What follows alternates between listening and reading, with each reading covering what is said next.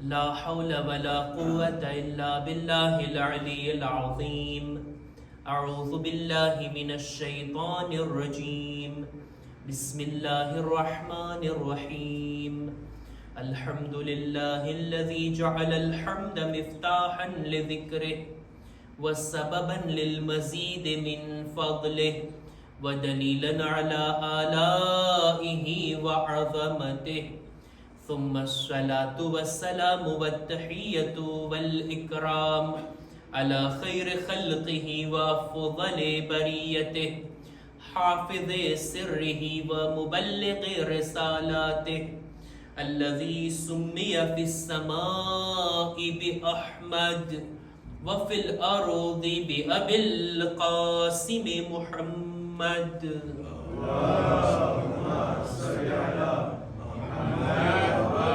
وعلى أهل بيته الطيبين الطاهرين المعصومين المظلومين ولعنة الله على أعدائهم أجمعين. أما بعد فقد قال الله سبحانه وتعالى في كتابه الكريم. بسم الله الرحمن الرحيم. وأسبغ عليكم نعمه ظاهرة وباطنة. सलवात पर मोहम्मद वाले मोहम्मद.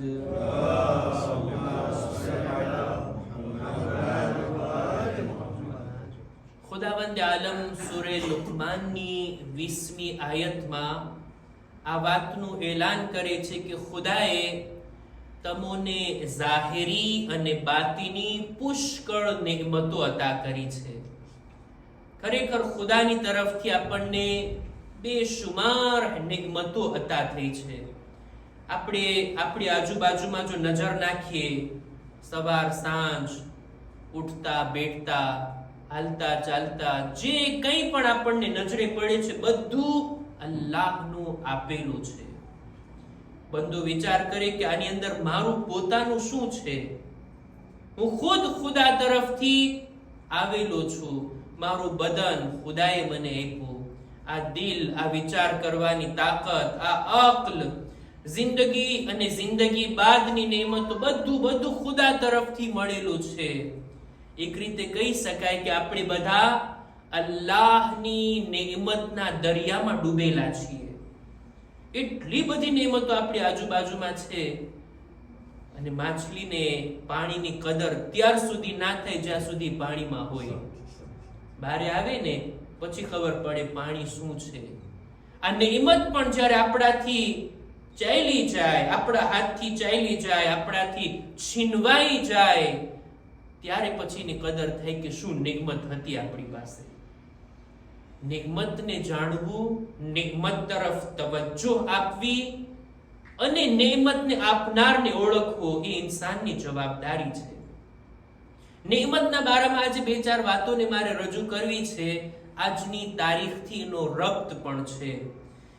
ખુદાવંદ આલમે બંદાને પુષ્કળ નેમતો આપી, એટલી બધી નેમતો આપી કે બંદો એને ગણી નથી શકતો. આપણે જો એક લિસ્ટ બનાવવા બેસીએ ને, ખુદાએ મને આ આપ્યું, આ આપ્યું, આ આપ્યું, એ લિસ્ટ ક્યારે પૂરું નહીં થાય. ખુદાએ કુરાનમાં કીધું છે ને, તમે અલ્લાહની નેમતોને શુમાર નથી કરી શકતા. અંતુહસુહા, નેમતો ક્યારે તમારી ગણતરીમાં નથી આવી શકતી. આટલી બધી નેમતો ખુદાએ આપી છે.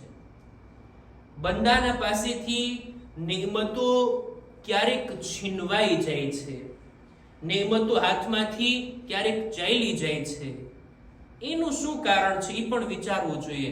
ખુદાએ બંદાને નેમતો આપી છે, પાછી લઈ લેવા માટે નથી આપી.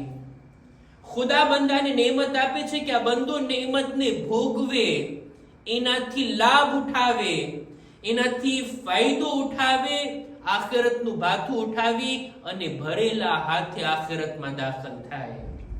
ખુદાએ નેમતી માટે આપી છે ને. પણ ક્યારેક દુનિયામાં બંદાના હાથમાંથી નેમત ચાલી જાય, છીનવાઈ જાય છે, જેને કહેવાય નેમત સલ્બ થઈ જાય છે. શા માટે આવું? આપણા 5મા ઇમામે મુહમ્મદ બાકિર અલૈહિસ્સલામ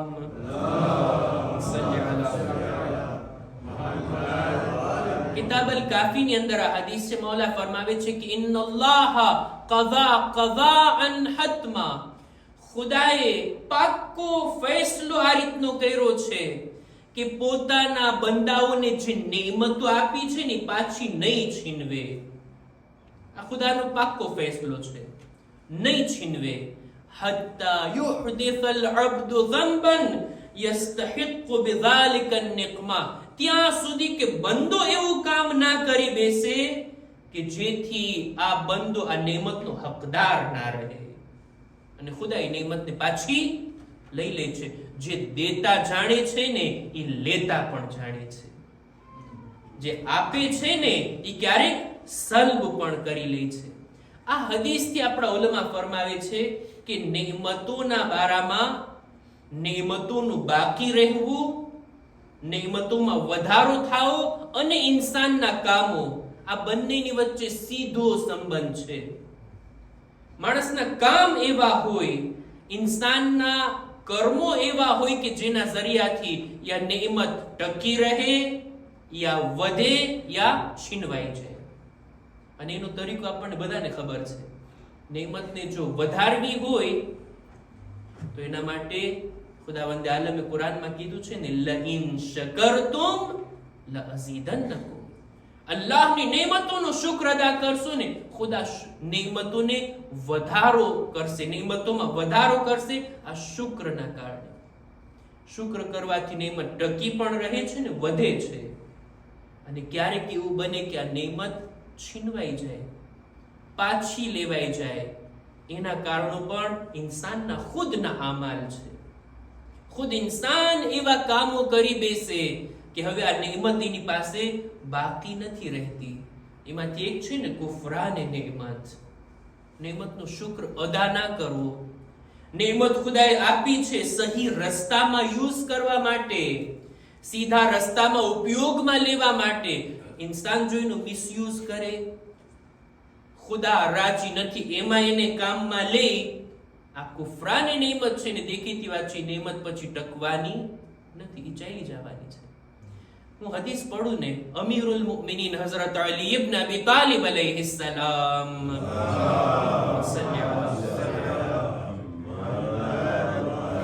મૌલા ફરમાવે છે કે અય્યુહન નાસ ઇન્ન લિલ્લાહિ ફી કુલ્લી નિዕમતિન હક્કા. દરેક નેમતો જે બંદા પાસે આવે છે ને એમાં ખુદાનો એક હક છે. જે કોઈ એ હકને અદા કરે ને ખુદા નેમતમાં વધારો કરે. જ્યારે ઇન્સાન નેમતના હકને અદા કરવામાં લાપરવાહી અને કોતાહી કરે ને તો હવે આ નેમત ધીમે ધીમે ચાલી જશે અને અલ્લાહનો અઝાબ ઝડપથી આવતો રહેશે. ત્યાર પછી મૌલા ફરમાવે છે, એ બંદાઓ, એ અલ્લાહના બંદાઓ, નેમતની વ્યાધિ કરો. જે રીતના ગુનાહોથી ડરો છો ને, ગુનાહોથી ડરીને દૂર ભાગો છો ને, એમ અત્યારે નેમત છે એની ફિક્રમાં રહો અને એની વ્યાધિ કરો.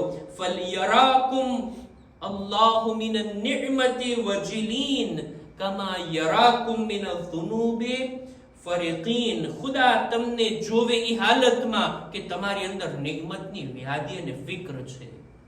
એવું ના થાય આ નેમત મારી પાસેથી ચાલી જાય. એવું ના થાય કે હું આ નેમતનો શુક્ર અદા કરવાને બદલે કુફરાને નેમત કરું. ખુદા બંદાને આ હાલતની અંદર જોવા ચાહે છે કે ઇન્સાન ફિક્રમાં રહે, ફિકરમંદ રહે, નેમતોનો શુક્ર અદા કરવા માટે.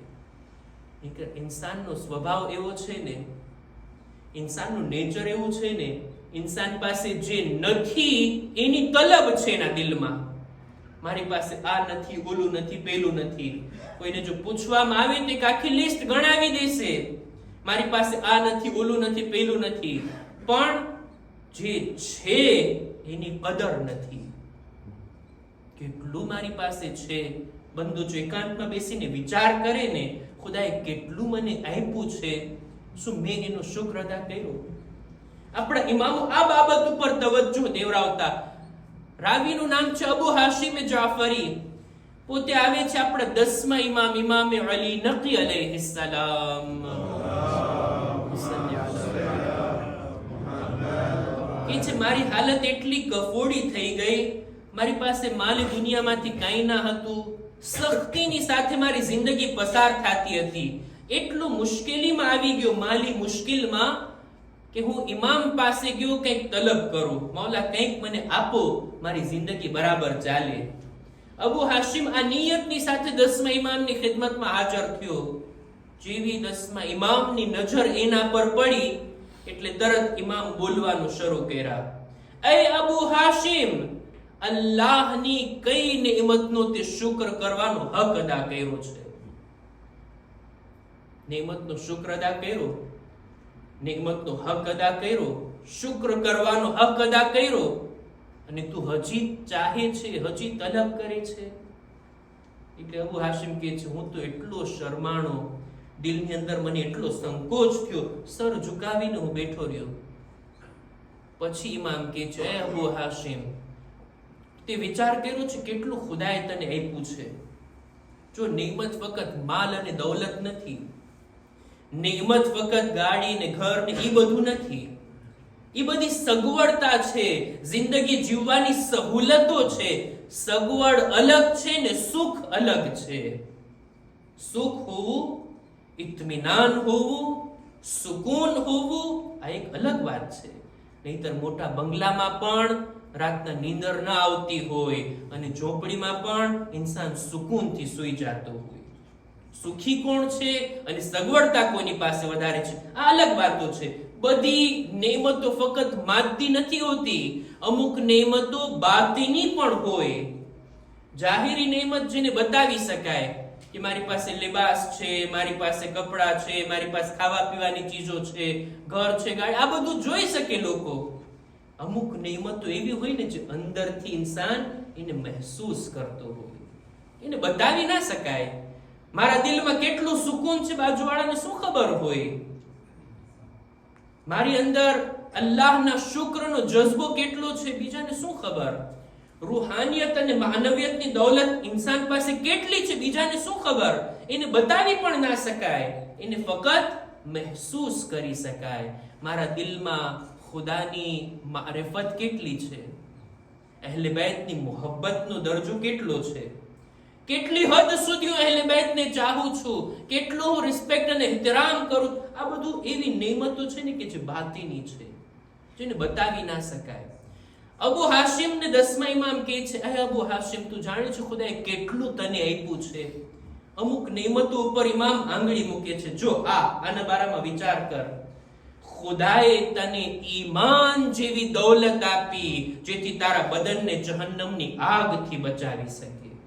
નેમત નથી? ખુદાવંદે આલમે તારી અંદર કનાઅત રાખી છે, તું થોડાકમાં રાજી રહે જેથી તારી ઇજ્જત અને આબરૂ મહેફૂઝ રહે, બીજા પાસે તારે હાથ ના લંબાવવો પડે. આ નેમત નથી અલ્લાહ તરફથી? ખુદાવંદે આલમને આ બધી નેમતો કે તારા બદનની અંદર તને સલામતી આપી, તને તંદુરસ્તી આપી કે તું બહેતર તરીકાથી ઇબાદત કરી શકે અને તારી આખિરતને આબાદ બનાવી શકે. આ નેમત નથી? ઈમાન, તંદુરસ્તી, કનાઅત, આ બધું ઇન્સાન અંદરથી મહેસૂસ કરે. કેટલી બધી નેમતો ખુદાએ આપી છે. આ રીતના 10મા ઇમામે નેમતોની યાદ અપાવ્યા, શુક્ર કરવાની ભલામણ કર્યા અને ત્યારબાદ ઇમામ એક ચોખવટ પણ કરે છે એને બયાન કરવા માટે. જો અબુ હાશિમ જાફરી આવ્યા હતા 10મા ઇમામ પાસે કંઈક માંગવા માટે, કંઈક તલબ કરવા માટે. હાલત કફોડી છે, સખ્તી છે, હું આવ્યો છું કંઈક માલ ઇમામ મને આપે જેથી મારી જિંદગી બરાબર ચાલે. અને ઇમામ મને દર્સે અખલાક આપવા લાગે તો? અત્યારે આપણે કોઈ જઈએ મોટી હસ્તી પાસે આશા ઉમેદ લઈને કે મારું આ કામ કરી દેશે, આટલા તો મને આપશે, અને આપણે જઈએ ને એ પછી આપણને દર્સે અખલાક આપવા મળે તો શુકર કરો, સબર કરો, આમ તેમ. એટલે આપણે સમજી જઈએ કે કંઈ મળવાનું નથી અહીંયા.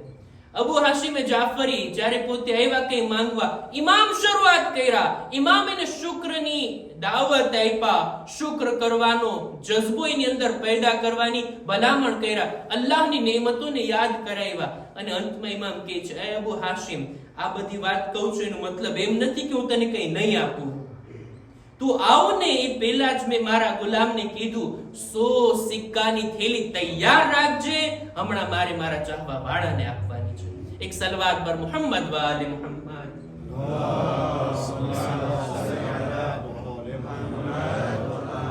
અલ્લાહની નેમતોનો શુક્ર, ખુદાવંદ આલમની નેમતોનો જ્યારે શુક્ર કરશું ને, આ નેમતો ટકી રહેશે, એમાં વધારો થશે. નહીતર અમુક કામો એવા હોય ને, ખુદ ઇન્સાનના જ કામો, ખુદા લેતો નથી, ઇન્સાનના કામ એવા થઈ જાય છે કે પછી ખુદા એને આ નેમતથી મહેરૂમ કરી દે છે. નહીતર ખુદા હિસાબ અને કિતાબની સાથે નેમતો આપે છે. કોઈ હકદારને નેમત આપે, જ્યારે બંદો હકદાર નથી રહેતો, નેમતને લાયક નથી રહેતો, કુફરાને નેમત કરે છે, તો આ નેમત છીનવાઈ જાય. એક હદીસમાં મળે છે, રબ્બ કલિમતિન સલબત નિዕમા, ક્યારેક એક શબ્દ, એક વાત ઇન્સાનની જબાનથી નીકળે ને, કેટલી નેમતોથી મહેરૂમ થઈ જાય છે. આ શબ્દો ક્યારેક ઇન્સાનના કામો, ક્યારેક ઇન્સાનના આમાલ, એવા વિચારો, બુરા ખ્યાલાત, બુરી નિયત ઇન્સાનને નેમતોથી મહેરૂમ કરી નાખે છે. આજે જે મજલિસની અંદર આપણે જે બીબીનો જિક્ર કરવા માટે ભેગા થયા છીએ, 7મા ઇમામની દુખ્તર, એમ તો ઘણા બધા ઇમામઝાદાઓ છે, ઇમામની ઔલાદો છે, ઇમામના દીકરા અને દીકરીઓ છે. આપણે બધાનો જિક્ર નથી કરતા, બધાની યાદ નથી મનાવતા. એનું પણ કારણ છે કે ઇમામો પોતે માસૂમ છે, એમની ઔલાદ એ 14 માસૂમની અંદર ના ગણાય. પણ અમુક હસ્તીઓ એવી બા અઝમત છે, એમના ઇલ્મના લિહાઝથી, એમના અમલના લિહાઝથી, એમની ફઝીલતોના લિહાઝથી, કે એ હસ્તીઓ પોતાને એટલી બુલંદ કર્યા કે માસૂમ પણ એમની યાદ અને એમની ઝિયારત કરવાની ભલામણ કરતા હોય. એમાંથી એક છે બીબી માસૂમે કુમ અલૈહા સલામ.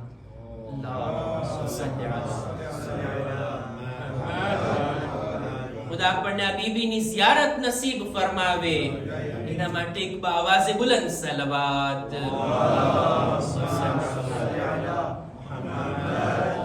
જનાબે માસૂમે કુમ આ એવી હસ્તી છે કે એમનો જિક્ર ખુદ માસૂમ જબાન કરી રહ્યા છે. માસૂમ જબાનથી એમના વખાણ આપણને સાંભળવા મળે. માસૂમે એમની ઝિયારતની ભલામણ કરેલી. આટલું જ નહીં, બલકે એમની ઝિયારત કેવી રીતના કરવી ને, એ પણ માસૂમ તરફથી મળ્યું છે. આપણે જ્યારે પણ ઇમામઝાદાઓની ઝિયારત માટે જાતા હોય, જે શબ્દો વડે, જે દુઆ વડે આપણે એમને સલામ કરતા હોય, આપણે શ્યોર નથી હોતા કે આ ઇમામ તરફથી આવ્યું છે કે પછી કોઈ આલિમે દીનના જુમલા છે કે આ રીતના અદબની સાથે ઇમામઝાદાને સલામ કરવામાં આવે. એટલે આપણે એની અંદર ઊંડા પણ નથી ઉતરતા. પણ અમુક ઝિયારતો એવી હોય ને કે જે માસૂમ તરફથી આપણને મળી હોય. બીબી માસૂમે કુમની ઝિયારત કરો, ઝિયારત કરનાર જન્નતનો હકદાર બની જાય છે. અને આ રીતના ઝિયારત કરો. એ શબ્દો પણ માસૂમ તરફથી મળ્યા, એટલે જ એ શબ્દોની કિંમત વધારે હોય. એ શબ્દોમાં ઊંડા ઉતરવાની જરૂર. અને એ ઝિયારતની અંદર અંતમાં અમુક દુઆઓ છે ખુદાની પાસે. એકવાર મેં ગણિત, લગભગ 10 જેટલી માંગણીઓ છે કે જે આ ઝિયારતના અંતમાં છે. એમાંથી એક ઝિયારત આ છે બીબી માસૂમે કુમની ઝિયારતના અંતમાં આપણે ખુદાની બારગાહમાં આ દુઆ ગુજારીએ છીએ, અલ્લાહુમ્મા અન તખ્તિમ લી બિસ્સઆદા વ અન લા તસ્લુબ મિન્ની મા અના ફી. આ જુમલો તવજ્જોને લાયક કે ખુદાયા મારી જિંદગીનો અંત બહેતર આવે અને જે ચીજો મારી પાસે છે એને તું પાછી ના છીનવી લે. જેવી હાલત અત્યારે મારી છે એ હાલત બાકી રહે, આ ચીજને મારાથી પાછી ના લઈ લે. મતલબ એ થાય કે ખુદાયા તું મને આ સારી હાલત ઉપર બાકી રાખ. નિમતો જે કઈ મને અતા કરી છે એને તું બાકી રાખ. મને શુક્રનો જજ્બો અતા થાય. આ દુઆ છે. એની અંદર ઇન્સાન જ્યારે વિચાર કરે કે અત્યારે જે મારી હાલત છે, દીની હાલત, મારા અંદર ઈમાન છે, તકવા છે, હું ગુનાહથી બચું છું, મને ઇબાદત કરવાની તૌફીક છે, નમાઝે જમાઅતમાં શિરકત કરવાની મને તૌફીક, ફરશે અઝા પર હાજર થવાની મને તૌફીક, લોકોની સાથે સારા અખલાકથી પેશ આવવાની મને તૌફીક, કુરાન ખોલવાની, દુઆ પડવાની મને તૌફીક, ઝિયારતમાં જવાની મને તૌફીક. આટલી બધી ચીજો જે અત્યારે છે મારી પાસે, ખુદાએ ઈ તો બાકી રાખ. આ તૌફીક ટકી રહે એવું ના બને. આ તૌફીક મારા પાસેથી છીનવાઈ જાય. અને અર્થ કર્યો, ખુદા નથી છીનતો, ઇન્સાનના કામો એવા છે કે આ નેમતોથી ઇન્સાન મહેરૂમ થઈ જાય. કદ્ર જાણીએ અલ્લાહની નેમતોની, એનો શુક્ર અદા કરીએ, નેમતોને યાદ તો કરીએ. શું શું છે મારી પાસે, એક શુક્રનો સજદો તો કરીએ, અલ્હમ્દુલિલ્લાહ તો કહીએ, શુક્રન લિલ્લાહ તો કહીએ, નેમતોને યાદ કરીએ, નેમતોને ઓળખીએ, નેમત આપનારને ઓળખીએ. અને સાથોસાથ હજી અહીંયા સ્ટોપ નહીં, આગળ વધીએ કે એ ખુદા તે આટલી નેમતો આપી છે, તું મારાથી શું ચાહે છે? જે તું ચાહે છે ને એ રીતના તારી નેમતથી હું ફાયદો ઉઠાવું. તું નથી ચાહતો એ રાહમાં તારી આ નેમતને ઉપયોગમાં ના લઉં. આ શુક્રના મર્તબા અને મરાહિલ છે કે ઇન્સાન આગળ વધારે જેથી આ નેમતો બાકી રહે. બસ હું મારી વાતને અહીંયા જ અટકાવું. બીબી માસુમે કુમ અલૈહા સલામનો zikr, એમની આપણે યાદ મનાવવા જમા થયા છીએ. બીબી માસુમે કુમ પોતાના ભાઈ આપણા 8મા ઇમામથી જુદા થયા અમુક સમય માટે, અને આ જુદાઈ એમનાથી બરદાશ્ત ના થઈ. તરત જ વતન છોડી અને ભાઈની તરફ આગળ વધવા માટે નીકળી ગયા. એ અલગ વાત કે ઉમરે સાથ ન આપ્યો અને બીબી રસ્તામાં જ દુનિયાથી ચાલ્યા ગયા અને આ ભાઈ બહેનની મુલાકાત ના થઈ. હમણાં જ 8મા ઇમામની શહાદતની તારીખમાં આપણે મસાઇદમાં બયાન કર્યા હતા કે 8મા ઇમામ જ્યારે નીકળી રહ્યા હતા મદીનાથી, ત્યારે પોતાના સગા વાલાઓને જમા કરીને એક હુકમ આપ્યા કે મારા ઉપર એવી રીતના રડો જાણે મારી શહાદત બાદ ગિરિયા કરતા હો. અને ઇમામના સગા વાલાઓ બધા જમા થયા. રડતા રડતા રડતી આંખોએ ઇમામને વિદાય આપ્યા. હું નથી જાણતો બીબી માસુમે કુમ કેવી રીતના ભાઈથી જુદા થયા.